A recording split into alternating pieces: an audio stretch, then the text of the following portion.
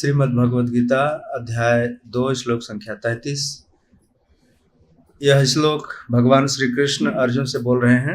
इसके पहले 2 श्लोकों में भगवान श्री कृष्ण ने अर्जुन को कहा था कि यह युद्ध कोई साधारण युद्ध नहीं है, यह धर्म युद्ध है।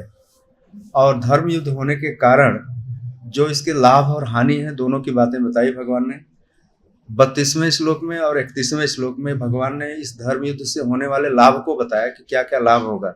बिना किसी प्रयास के लोग स्वर्ग जा सकेंगे, बिना किसी रोक टोक के। वहां पर कोई एंट्री नहीं रोकेगा, कोई वीजा की जरूरत नहीं पड़ेगी।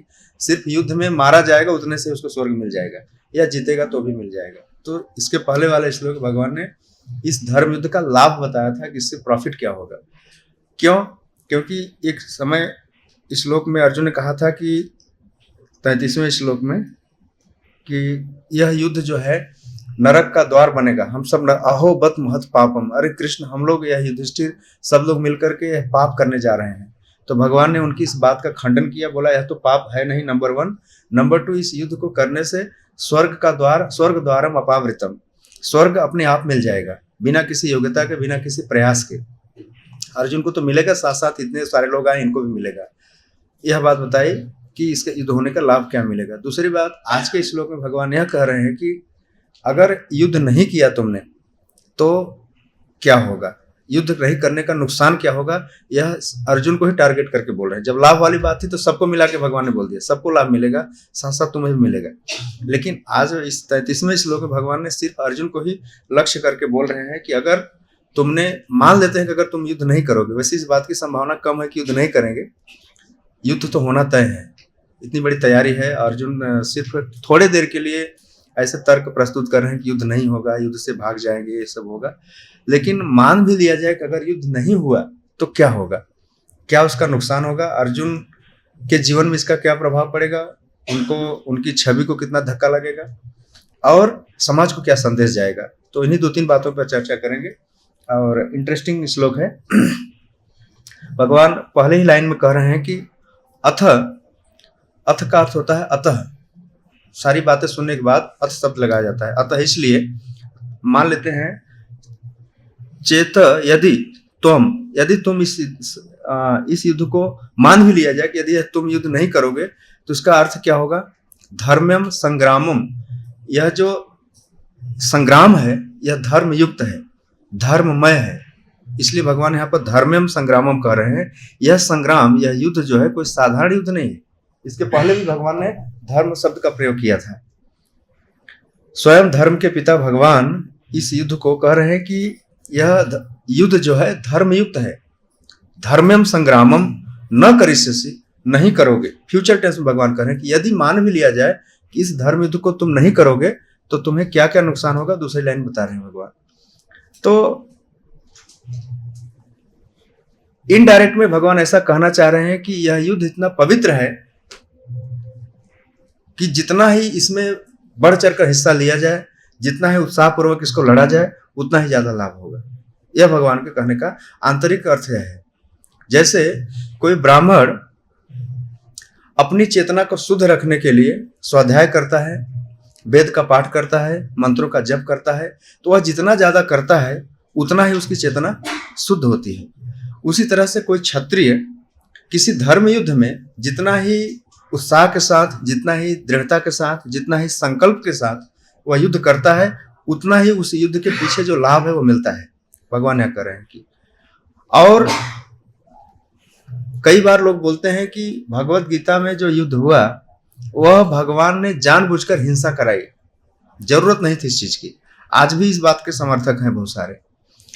महात्मा गांधी भी कहते थे कि अहिंसा परमो धर्म, अहिंसा ही परम धर्म है। नो डाउट, अहिंसा कहीं कहीं जरूरी अच्छी होती है, लेकिन जहां धर्म युद्ध की बात है वहां अहिंसा का प्रश्न नहीं उठता, वहां पर हिंसा करना ही उचित है।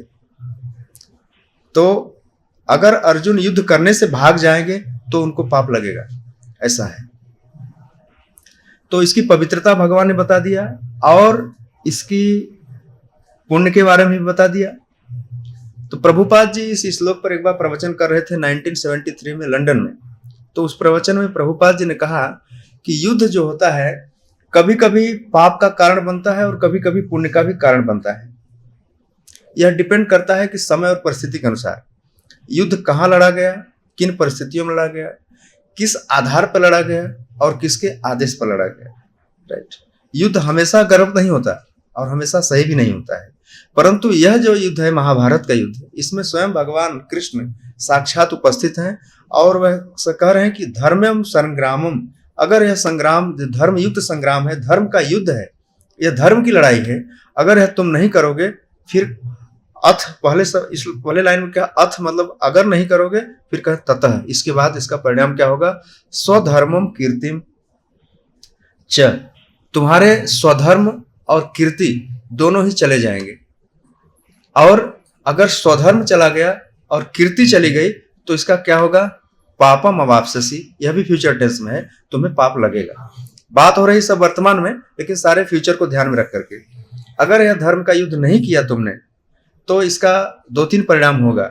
एक तो तुम्हारा स्वधर्म जाएगा, कीर्ति चली जाएगी।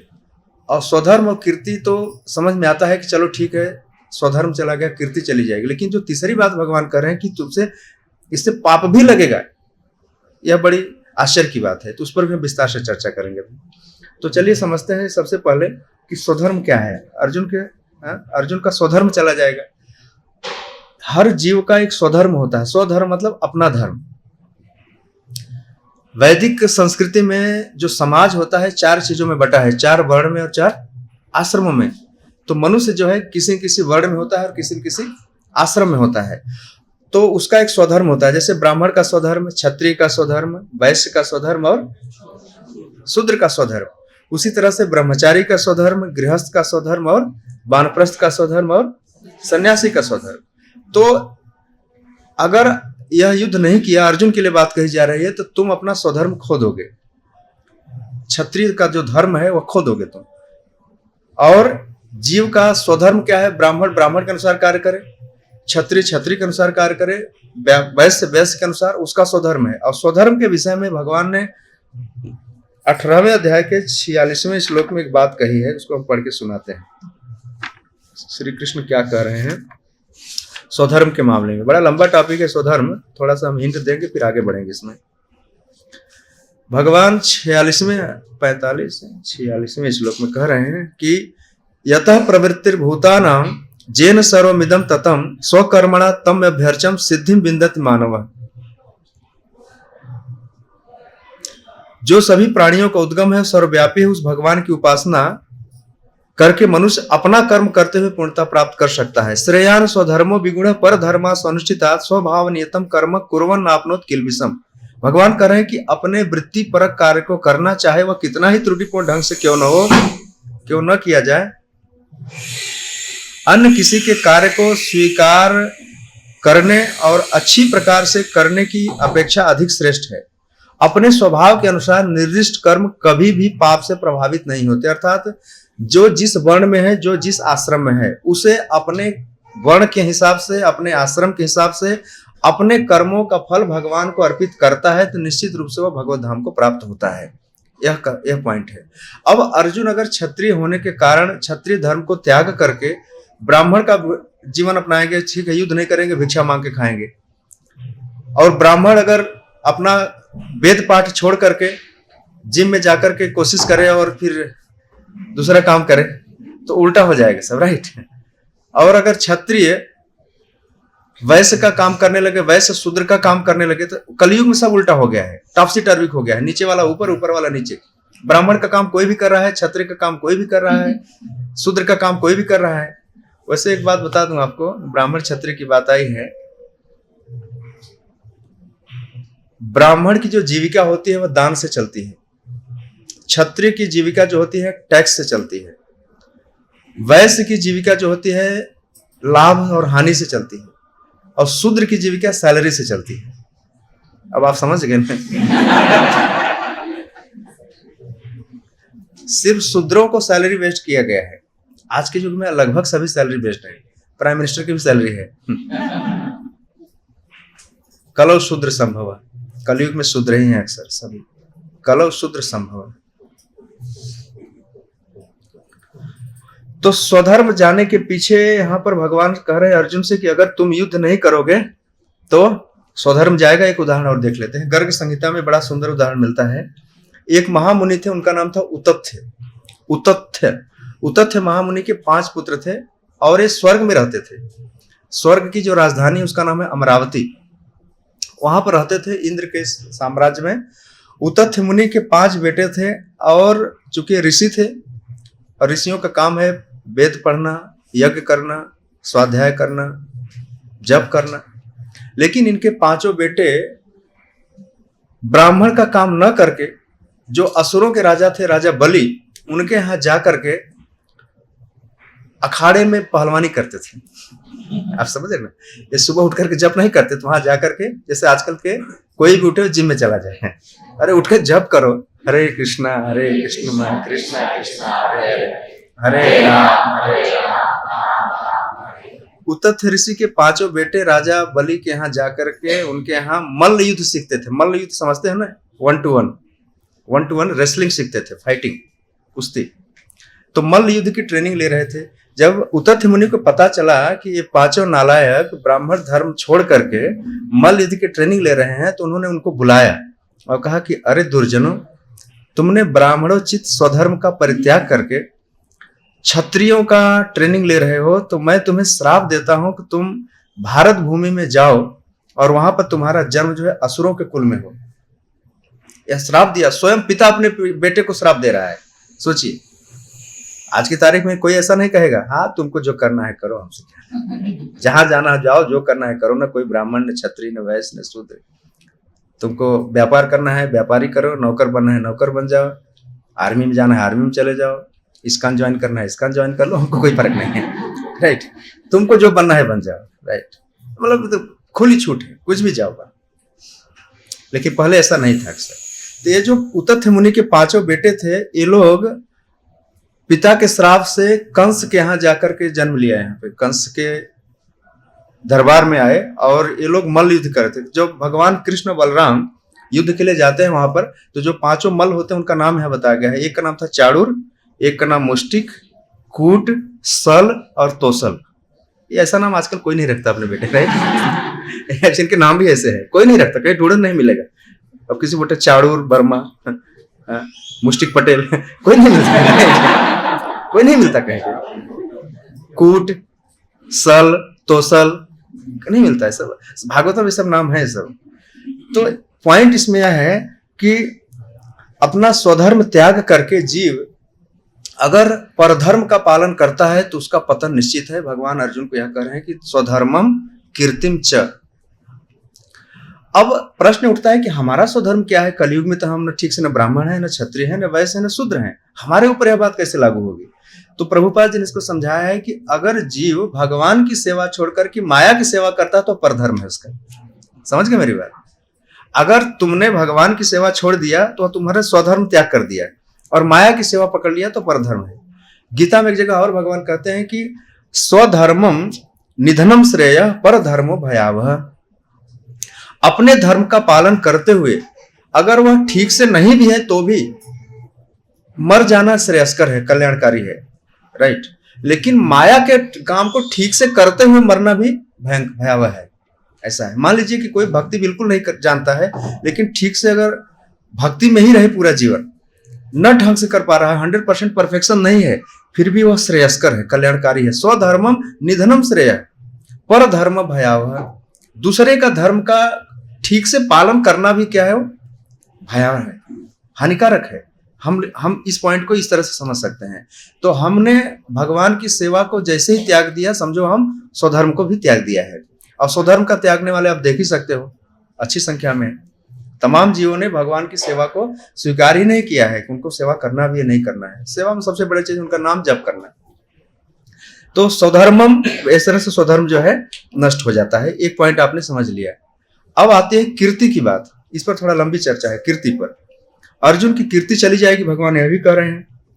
अब हमने और आपने जो अर्जुन को देखा है, अर्जुन एक साधारण मनुष्य की तरह रोल प्ले करते हैं, अभिनय करते हैं। लेकिन अर्जुन की कीर्ति कितनी महान है शायद हम लोग नहीं जानते ठीक से। अर्जुन क्यों भगवान कह रहे हैं कि तुम्हारी कीर्ति चली जाएगी? इसका मतलब है उसकी कीर्ति बहुत बड़ी होगी, बहुत बड़ा कीर्तिमान व्यक्ति होगा वो। अब देखते हैं कि थोड़ा कल्पना कीजिए कि अर्जुन कितने कीर्तिमान मनुष्य हैं, उनकी कीर्ति के बारे में थोड़ी चर्चा करते हैं। प्रभुपाद जी ने तात्पर्य में भी संकेत दिया है। और एक बात बताइए कि कोई भी मनुष्य या देवता ऐसा होगा जो हिम्मत कर सकता है शिव जी के साथ लड़ने के लिए? सुना भी नहीं होगा। लेकिन अर्जुन एक ऐसे व्यक्ति हैं जो शिव जी से भी युद्ध किए हैं। न कोई देवता न कोई असुर, आप कल्पना भी नहीं कर सकते कि शिव जी के साथ लड़ाई किया हो। लेकिन अर्जुन जो है, शिव जी शिकारी के भेष में थे, अर्जुन योद्धा के रूप में थे और जबरदस्त युद्ध किया है। और इनकी वीरता से, इनके पराक्रम से प्रभावित होकर के भगवान शिव ने इनको आशीर्वाद भी दिया है, वरदान भी दिया है, पाशुपात अस्त्र भी दिया है। आज तक भगवान शंकर ने ऐसा किसी को नहीं दिया है।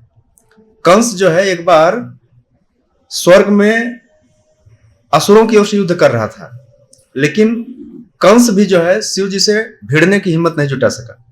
और रावण जो है एक बार शिव जी का जो कैलाश पर्वत है उसको ही उठा करके तोड़ने की कोशिश कर रहा था। ये रावण इतना बलशाली था, रास्ते में चलते समय जैसे हम लोग ईंट नहीं उठा लेते, वो हर पर्वत को उठाकर तोलता था कितना है। तो उस पर्वत में जितने ऋषि मुनि तपस्या करते तो हिलने लगते थे और गिरने लगते थे। एक बार इसने कैलाश को भी उठाने की कोशिश किया, तो उधर शिव जी बोले कौन बदमाश है इधर। उन्होंने अपने एक पैर से दबा दिया, इसका हाथ दब गया इधर, चिल्लाने लगा जोर से। और किसी ने बोला, किसी ने बताया नहीं शिव जी का पर्वत थोड़ा स्तुति कर, शिव जी बड़े खुश हो जाते हैं। तो वहीं से इसने शिव स्तुति चालू किया। भगवान शिव ने बोला निकल जाओ, भागो यहाँ से, राइट। तब उसने शिव जी का चेला बनना स्वीकार किया था। इस तरह से शिव जी का।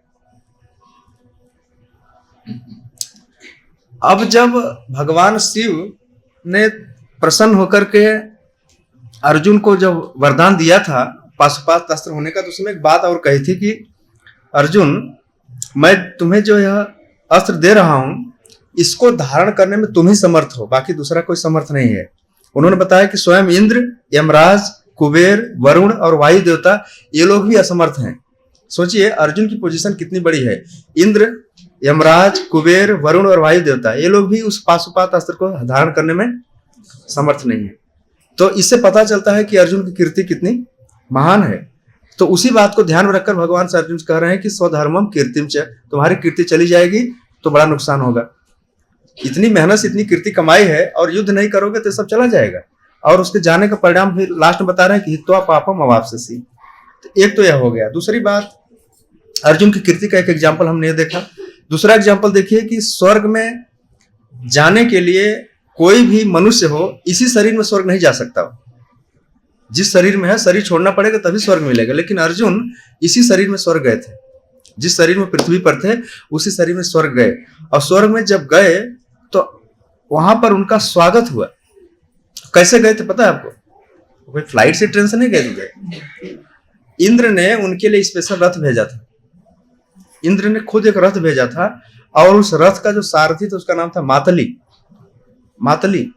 और वही रथ भेजा था जिस रथ को इंद्र ने भगवान राम को दिया था रावण के साथ युद्ध करने के लिए।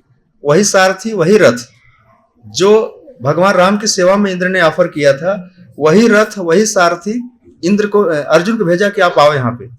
सोचो कितना महान है अर्जुन। और जब अर्जुन वहां पर पहुंचे तो उनका स्वागत कौन कौन कर रहा है, सुनिए उनका नाम। वसु, रुद्र, साध्य, पवन, आदित्य और अश्विनी कुमार, ये लोग अर्जुन को वहां पर वेलकम कर रहे हैं स्वर्ग में। तो कितना महान पुरुष होगा। यहाँ स्वर्ग जाने के लिए कितनी तपस्या करनी पड़ती है, फिर भी चांस नहीं लगता, राइट। तो अर्जुन की महानता देखिए आप। उसके बाद जब अर्जुन वहां पहुंचते हैं स्वर्ग में, एक तो भेजा हुआ रथ, और फिर जब वहां पहुंचते हैं तो बड़े बड़े देवता वहां के सब उनके स्वागत में खड़े हैं। इंद्र अपने सिंहासन पर आधा सिंहासन उनके लिए रखते हैं, बैठाते हैं। कोई कितना भी महान होगा तो अपनी सीट थोड़ी छोड़ेगा वो, लेकिन अर्जुन के लिए आधा सिंहासन पर बैठाए उनको। तो अर्जुन जो है इंद्र के समकक्ष हैं। और वहां जाकर फिर अर्जुन करते क्या है? ऐसा नहीं कि वहां स्वर्ग में जाकर किसी गेस्ट हाउस में सोए हुए हैं ऐसा नहीं, वहां जाकर के युद्ध भी किया है। तो अब अर्जुन ने वहां जो पराक्रम दिखाया उसको देखिए। तो इस दृष्टि से देखें तो अर्जुन की कीर्ति बहुत महान है, कल्पना के परे है, कोई कल्पना भी नहीं कर सकता। इसलिए भगवान कह रहे हैं स्वधर्मम कीर्तिम च। अब अर्जुन ने वहां पर जो असुरों का विनाश किया है, वहां पर एक्चुअली एक राक्षसों की जाति है, उसका नाम है निवात कवच। ये निवात कवच नाम के जो राक्षसी प्रजाति है, इन लोगों ने स्वर्ग के कुछ हिस्से में कब्जा कर लिया था। जैसे आजकल के माफिया होते ना, लैंड माफिया, तो किसी हिस्से में कब्जा कर लेते तो उनको हटाने के लिए आर्मी लगानी पड़ती है, फोर्स लगानी पड़ती है, कोई पावरफुल आदमी चाहिए। तो अर्जुन से इंद्र ने कहा कि इंद्र ने अर्जुन से कहा, अर्जुन ये सारे जो है राक्षस हैं, निवात कवच की जाति के लोग हैं, इन लोगों ने स्वर्ग में कब्जा कर रखा है, इनको हटाना है। उनकी संख्या 3 करोड़ थी। अर्जुन ने अकेले ही अपने बाणों से पराक्रम से 3 करोड़ को वहां से मार करके भगाया और स्वर्ग को खाली कराया। तो ऐसा लिखा गया है महाभारत में कि सारे देवताओं का पराक्रम एक तरफ और अर्जुन का पराक्रम एक तरफ, भारी था, ऐसा था अर्जुन की कीर्ति। इसी तरह से आकाश में ही कुछ राक्षसी जाति के लोग थे जिन्होंने सिटी और कॉलोनी बसा लिया था। तो उसमें लिखा है आकाशचारी नगर निवासी, ऐसा लिखा है। वे भी अलग जाति के, एक का नाम था कालिके और दूसरे का नाम था पौलोम। उनको भी अर्जुन ने नष्ट किया। तो इससे समझ में आता है कि अर्जुन की कीर्ति जो है वो कितनी महान है। और कीर्ति नष्ट होने से क्या होता है? नरक जाना पड़ता है। और कीर्ति को बचा के रखना, कीर्ति स्थापित रखने से क्या होता है? स्वर्ग की प्राप्ति होती है। इसलिए भगवान कह रहे हैं कि जो कमाया है उसे गंवाओ मत, युद्ध करो। अब एक छोटा सा और एग्जाम्पल देखते हैं। महाभारत में जैमिनी महाभारत में कहता है, भगवान श्री राम जब सीता जी का त्याग कर रहे थे तो जैमिनी महाभारत में ऐसा लिखा गया है कि जिस मनुष्य की कोई कीर्ति नहीं है वह जीते जी मरा हुआ है। जिस मनुष्य का कोई यश नहीं है संसार में वह जीते जी मरा हुआ है, और जिसकी कीर्ति है वह मर करके भी जीवित है। कीर्ति यश स जीवति, जिसकी कीर्ति है वही जीवित है। सोचिए कीर्ति किसी मनुष्य के लिए कितनी महान होती है, और कमाना भी चाहिए। कीर्ति का मतलब पुण्य भी होता है, वो कमाना चाहिए। और भगवान कह रहे हैं, राम कह रहे हैं कि इस संसार में सदगति के लिए, सत्कीर्ति के समान पाप से रक्षा करने के लिए, पुण्यदायिनी उत्तम लोगों की प्राप्ति में इस कीर्ति से उत्तम वस्तु दूसरी कोई नहीं है। अर्थात कीर्ति जो है बहुत हेल्पफुल है, इस लोक में भी और परलोक में भी। और इसके अलावा कह रहे हैं कि शुद्ध कर्म कर 2 घड़ी जीना यह श्रेष्ठ है, लेकिन कीर्तिहीन होकर के, कीर्ति से विहीन होकर के 1 युग तक जीना वह अच्छा नहीं है, व्यर्थ है। भगवान ने ऐसे कहा। उदाहरण क्या दे रहे हैं? जैसे कौवे और उल्लू क्या लंबे समय तक नहीं जीते हैं, लेकिन उनकी कोई कीर्ति नहीं है। बहुत सारे कौवे हैं, बहुत सारे उल्लू हैं, हालांकि प्रतीकात्मक यूज किया है इन्होंने। तो कौवे और उल्लू बहुत दिन तक जीते हैं, लेकिन कीर्तिहीन होकर जीते हैं, कोई व्यर्थ नहीं उसका। इसी तरह से भगवान राम कह रहे हैं कि स्त्री, पुत्र, बंधु बांधव अगर अपकीर्ति देते हैं, मतलब अपजस देते हैं, तो अगर प्राणों से प्यारे भी हैं तो भी इनको त्याग देना चाहिए। समझ रहे हैं? अगर कीर्ति कमाने में सहायक नहीं है और प्राण से प्रिय भी हैं, बंधु बांधव, पुत्र, परिवार, तो इन्हें त्यागने में कोई बुराई नहीं है। अर्थात भगवान कह रहे हैं कि मनुष्य के लिए कीर्ति जो है इन सब चीजों से बढ़कर के है। अगर कोई बदनामी दे रहा है तो उसका त्याग तुरंत कर देना चाहिए। तजहु ताहि कोटि बैरी सम जद्यपि परम स्नेह, ऐसा लिखा है। और उदाहरण क्या दिया गया? कीर्ति पाने के लिए लोगों ने क्या क्या किया। आपने राजा शिवी की कहानी सुनी है? राजा शिवी थे, उनके दरबार में एक शिकारी आया और बाज का रूप देकर के इंद्र परीक्षा लेने आया था। तो शर्त यह थी कि तराजू पर एक तरफ वह शिकारी बैठा था और एक तरफ वह बाज के रूप में इंद्र था। और वो शिकारी कह रहा है कि अगर इस बाज को छुड़ाना है आपको तो अपने शरीर से मांस काट कर दीजिए, हम छुड़ा देंगे इसको, इसके पलड़े के बराबर। राजा शिवी जो थे अपने शरीर से मांस काट काट करके पलड़े पर रखने लगे, राइट। तब जाकर के वह जो बाज रूपधारी इंद्र था वो अपने असली स्वरूप में आया, उसकी परीक्षा में पास हुए राजा शिवी। तो उस कीर्ति को कमाने के लिए अपने शरीर का मांस काट देना भी लोग श्रेयस्कर समझते हैं, हालांकि वो कीर्ति देने वाली होनी चाहिए। फालतू काम के लिए से नहीं काट के फेंकना चाहिए, राइट। सही जगह से बोनाफाइड होना चाहिए, ऑथेंटिक होना चाहिए। इसी तरह से आपने दधीची का नाम सुना होगा। दधीची ने अपनी हड्डियां दे दिया था किसको? देवताओं के लिए वज्र के काम में आएगी, असुरों का विनाश होगा, राइट। हमारी आपकी हड्डियां किस काम में आएंगी? कोई काम के नहीं आएगी, राइट। व्यर्थ ही है ना। तो कुछ ऐसा करो जिससे कीर्ति, कम से कम थोड़ी कीर्ति तो कमा लो इस शरीर से, किसी काम में तो नहीं आने वाला है। तो असली कीर्ति हमारे लिए यही है कि हम अपने संबंध को भगवान के साथ समझ जाएं, और सरेंडर करना जीव के लिए सबसे बड़ी कीर्ति है। अगर इतना मौका मिलने के बाद भी भक्त की कीर्ति जो है, भगवान के भक्तों की कीर्ति, वह अमर है। जिसने भगवत भक्ति को अपना लिया उसकी कीर्ति अक्षय है, वो कभी समाप्त नहीं होगी। इसलिए हमारे ऊपर यह लागू होता है। हम तो मांस काट कर नहीं चढ़ा सकते, हड्डियां भी नहीं दे सकते, वज्र बनेगा भी नहीं उससे। तो भगवान राम इतने सारे उदाहरण दे करके अपनी बात को यहाँ पर लास्ट में कह रहे हैं कि इसलिए मैं सीता का परित्याग कर रहा हूं, क्योंकि इससे मेरी कीर्ति स्थापित होगी। अगर नहीं त्याग करता हूं तो लोक में मेरा अपजस होगा, अपकीर्ति होगी, बदनामी होगी। इसलिए भगवान राम ने कहा कि मैं सीता का त्याग इसलिए कर रहा हूं क्योंकि इससे मेरी कीर्ति बरकरार रहेगी। इसलिए जो लोग अपने बात के पक्के लोग होते हैं ना, वे लोग कभी पीछे नहीं हटते हैं। और आजकल तो बात बात में पीछे हट जाना कॉमन हो गया, कीर्ति भाड़ में जाए, राइट। हमारा स्वार्थ सिद्ध होना चाहिए, राइट। तो नहीं, आदमी को कीर्ति से समझौता नहीं करना चाहिए। आजकल कितना झूठ लोग बोल रहे हैं, कितना झूठ बोल रहे हैं, अपनों से ही झूठ बोल रहे हैं। इसलिए उनकी कीर्ति नष्ट हो रही है, और इसलिए वे स्वर्ग नहीं जाएंगे, नरक में जाएंगे, या तो फिर वापस इधर ही आकर भीड़ बढ़ाएंगे, राइट। मरने के बाद स्वर्ग जाने के लिए कीर्ति चाहिए ना, पुण्य चाहिए, उसके लिए क्वालिफिकेशन चाहिए। और जब भी नहीं कर रहे हैं, इधर भीड़ क्यों बढ़ रही पता है आपको? क्योंकि वो लोग ऊपर नहीं जा पा रहे हैं, वापस इधर ही आ रहे हैं। मच्छर ढेर सारे बढ़ रहे हैं, खटमल बढ़ रहे हैं, ये सब मनुष्य ही है, शरीर त्याग करके वापस इधर आ रहे हैं। अगर जब करे इतने लोग तो चले ठीक, इतने से कितना होगा? हरे कृष्णा कृष्णा कृष्णा कृष्णा हरे हरे राम राम हरे। भगवान राम ने सीता के त्याग को जस्टिफाई किया और कई सारे एग्जाम्पल दिया। लेकिन हमारे आपके जैसे एक साधारण और तुच्छ मनुष्य के जीवन में यह सिद्धांत कब काम करेगा, मैं आपको एकदम स्पष्ट बता देता हूं। आप मन से श्री कृष्ण को ही अपना मित्र मानिए। उनसे बढ़कर कोई बंधु नहीं है, उनसे बढ़कर कोई हितैषी नहीं है, उनसे बढ़कर कोई प्रेमी नहीं है। हाँ, आपने सुना है ना, त्वमेव माता त्वमेव बंधुश्च त्वमेव विद्या त्वमेव सर्वम। अब इसमें जो त्वम है, त्वम एव, तुम ही हो, भगवान कृष्ण के लिए है तुम।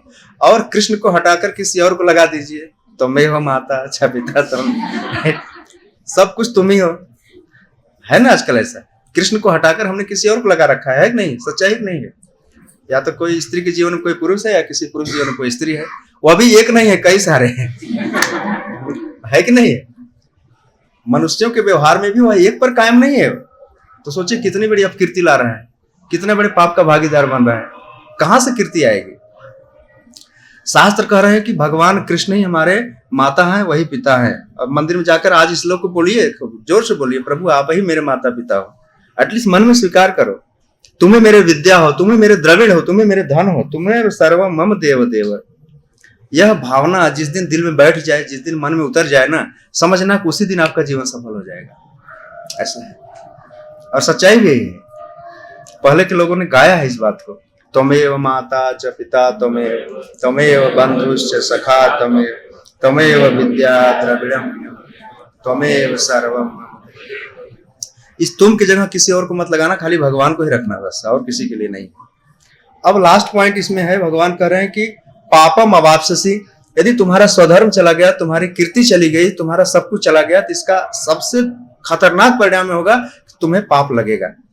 अर्जुन को पाप लगे, यह कहना बहुत बड़ी बात है, क्योंकि अर्जुन भगवान के पार्षद हैं और नर नारायण के रूप में, नर के रूप में नारायण के साथ हमेशा रहते हैं। ऐसा नहीं, कृष्ण लीला में हर जगह उनके साथ रहते हैं। आज भी बदरिका आश्रम में भगवान के साथ तपस्या कर रहे हैं, नर के रूप में और नारायण दोनों तपस्या कर रहे हैं। उन्हीं की तपस्या के बल पर इस पृथ्वी पर आज जो कुछ भी भोजन पानी मिल रहा है, नर नारायण की कृपा है। इस भारत भूमि में नर नारायण हमेशा रहते हैं। अर्जुन के लिए नारायण कह रहे हैं कि अगर तुमने स्वधर्म त्याग किया, तुम्हारी अपकीर्ति गई, तो तुम पापम अवाप्स्यसि, तुमको पाप लगेगा। ये बहुत बड़ी बात कह रहे हैं भगवान यहाँ पे।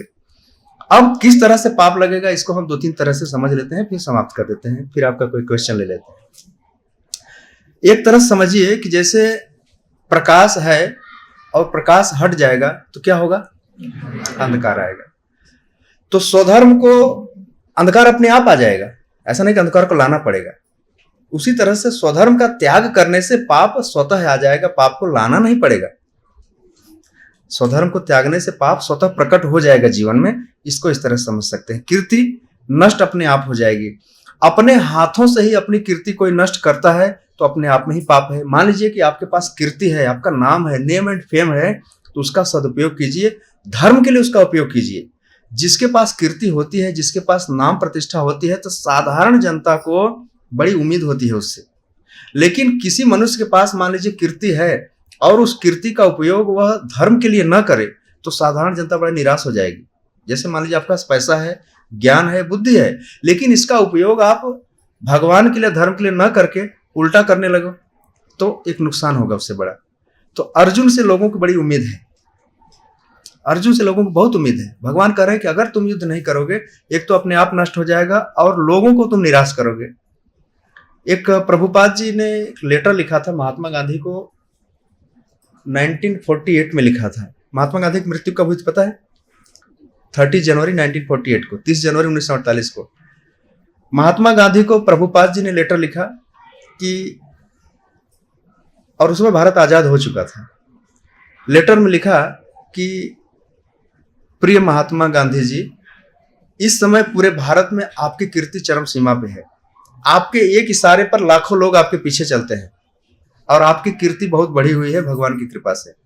अब आप एक काम कीजिए, राजनीति से संन्यास लेकर के भगवत गीता के शुद्ध संदेश का प्रचार करने के लिए हमारे साथ आइए। हम लोग 1 महीने तक चर्चा करेंगे, फिर इस भारत भूमि का कल्याण गीता के प्रचार से करेंगे। हालांकि उस लेटर का जवाब कभी आया नहीं प्रभुपाद को। 1-2 महीने बीत गया, पर महात्मा गांधी जो सेक्रेटरी थे उस लेटर को पहुंचाया नहीं उनके पास तक। तो प्रभुपाद जी उनकी मृत्यु पर बड़ा दुख व्यक्त करते हैं। जस्ट 2 महीने बाद उनको गोली मार दी गई थी। जो कीर्ति थी वो बहुत बुरी तरह से नष्ट कर दी गई। तो संसार में जब लोगों को कीर्ति मिलती है, लोगों को जब जस मिलता है, उस जस को भगवान को अर्पित कर देना चाहिए, भगवान की सेवा में कर देना चाहिए। वही चीज भगवान ने अर्जुन से कह रहे हैं कि तुम्हारी कीर्ति बहुत ज्यादा है। स्वधर्मम कीर्तिम च हित, तो अगर तुमने इसको त्याग किया पापम अवाप्स्यसि। तो महात्मा गांधी को जिसने मारा उसको भी पाप लगा और उनको तो बड़ी अकाल मृत्यु तो मिली ही मिली। दोनों को नुकसान हुआ कि नहीं हुआ? अब अगर अर्जुन यहाँ युद्ध नहीं करेंगे तो आगे हम उसके नुकसान की चर्चा करेंगे कि युद्ध नहीं करने से क्या क्या नुकसान होगा और उसका परिणाम पाप में कैसे फल मिलेगा, यह भी देखते हैं अगले थोड़ी देर में। इस तरह से तो प्रभुपाद जी ने भी, कीर्तिमान मनुष्य साधारण जनता को महान आशाएं होती हैं, अन्यों को कष्ट मिलता है। अब मान लीजिए अर्जुन और कौरवों के मामले में इस दृष्टि को देखें, इस पूरे एंगल को, तो अगर अर्जुन इन पापी कौरवों के पाप का विरोध नहीं करते युद्ध के रूप में, तो मैसेज क्या जाता कि अर्जुन जो है कौरवों के पाप का समर्थन कर रहे हैं, उनके अत्याचार का समर्थन कर रहे हैं, और अत्याचार का समर्थन करने वाला भी अत्याचारी ही होता है।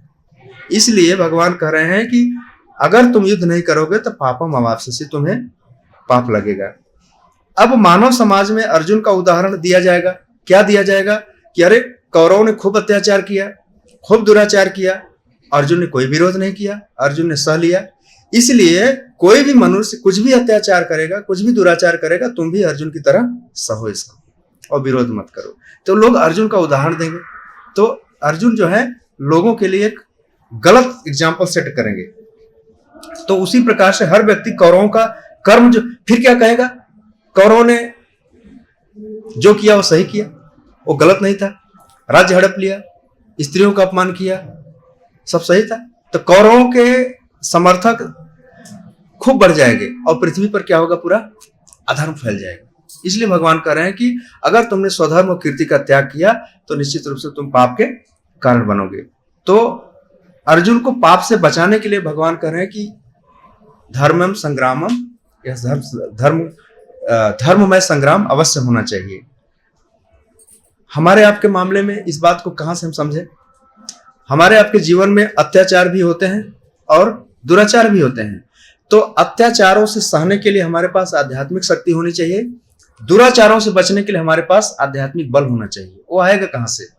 हरे कृष्णा कृष्णा कृष्णा हरे हरे, हरे राम राम राम हरे।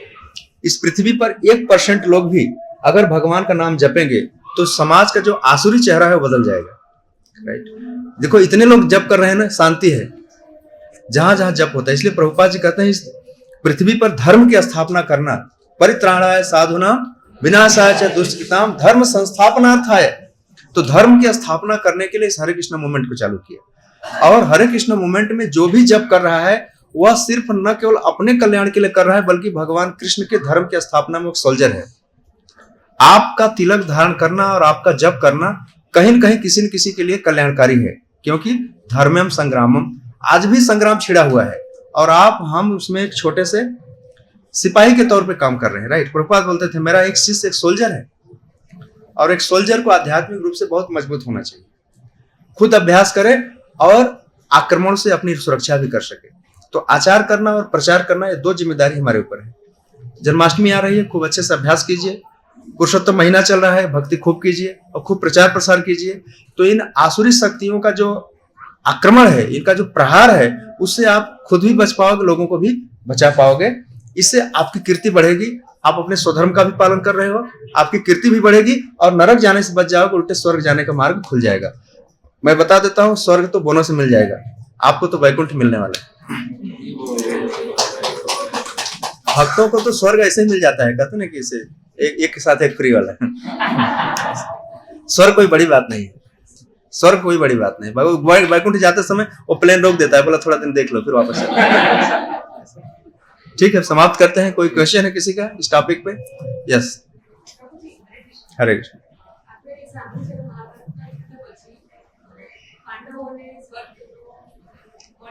हाँ हाँ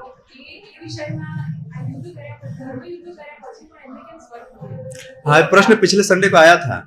इसमें यह प्रश्न उठाया जा सकता है कि मनुष्य जीवन या स्वर्ग जाना कोई बहुत लाभ का सौदा नहीं है, क्योंकि भगवान गीता में खुद कहते हैं कि क्षीणे पुण्य मर्त्य लोकम विशन्ते। भगवान यहाँ पर स्वर्ग बहुत हाईलाइट क्यों कर रहे हैं? इसलिए कर रहे हैं कि अर्जुन ने एक बार इससे पहले कह दिया था कि इस धर्म युद्ध को करने, पहली बार धर्म युद्ध नहीं कहा, अर्जुन कहा है तो अधर्म का युद्ध है, इसको करने से नरक में जाना पड़ेगा। हमको, युधिष्ठिर को, आपको, कृष्ण को भी बोल दिया था आपको भी नरक में जाना पड़ेगा। तो भगवान ने उनके डाउट क्लियर करने के बोला बेटा नरक नहीं मिलेगा, स्वर्ग मिलेगा इससे, ऐसा। इसलिए तो अर्जुन को अच्छा कुछ नहीं से कुछ तो बेटर है ना। नरक जाने से अच्छा स्वर्ग ठीक है। बाकी तो हम आप सब जी तो भगवान के जो शुद्ध भक्ति, जो महाभारत युद्ध में जितने लोग मारे गए, सारे सैनिक जिनके अंदर कोई क्वालिफिकेशन नहीं थी, जिन्होंने कभी माला नहीं जप किया था, खाली वहां भर्ती होकर के मर गए थे, वो सबको स्वर्ग मिल गया था। लेकिन दो लोगों को वैकुंठ मिला था, द्रोणाचार्य को और पितामह को, क्योंकि इनके हृदय में कृष्ण प्रेम पूरी तरह से डेवलप हो चुका था। तो हमें आप में से सबको वैकुंठ नहीं मिलेगा, जिसके अंदर पूरा डेवलप हो ही जाएगा। बाकी स्वर्ग में जाकर के वहां थोड़ा रहेंगे, फिर वहां से आगे करेंगे कुछ। राइट, इस तरह से है। बाकी स्वर्ग को भगवान प्रमोट नहीं कर रहे हैं यहाँ पे, लेकिन कुछ नहीं कुछ अच्छा है। Something is better than nothing. नरक में जाने से तो अच्छा है स्वर्ग चले जाओ, है कि नहीं? और कोई प्रश्न किसी? हाँ सब धर्म युद्ध है ना, भगवान का धर्मम संग्रामम न, इसमें किसी तरह का नुकसान नहीं होगा।